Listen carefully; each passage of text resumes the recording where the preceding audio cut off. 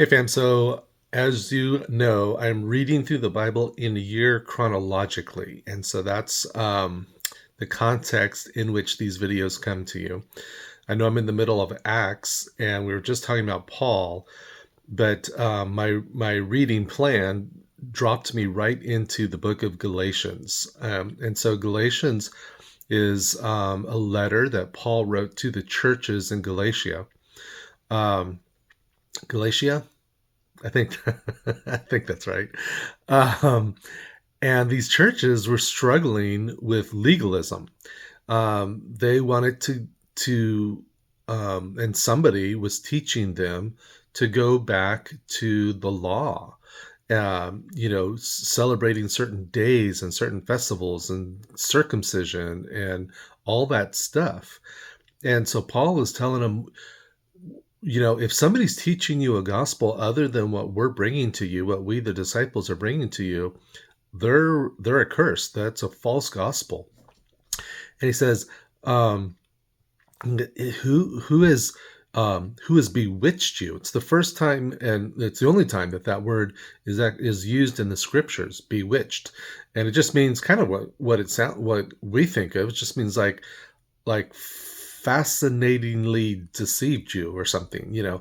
So he says, so he's just astonished. Who bewitched you? And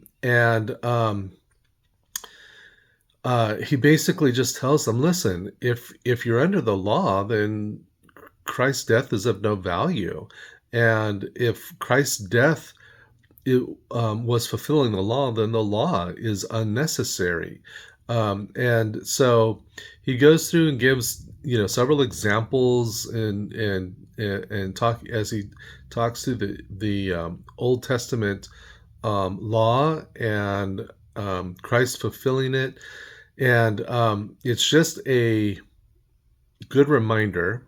Again, I don't know if reminder is the right word or not, but um, his point is that, look, if we're not under the law, we're under grace, and um, so because of that, like in chapter 5, I think it is, he says, here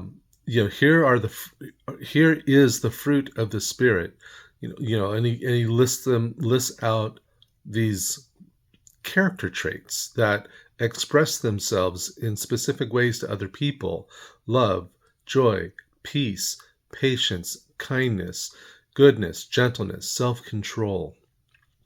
Um, and he tells them that that they are to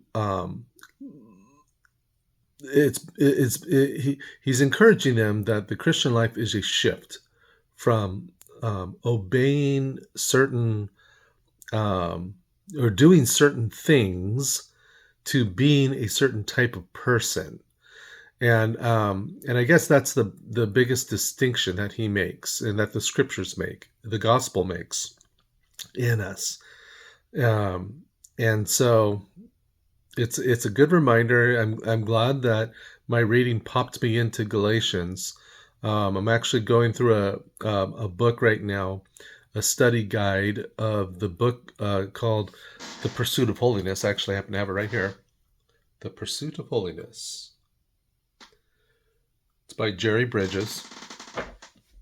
And I'm having our staff go through this in our weekly um, Bible study time. And this week we're doing the first two chapters, introductory into it.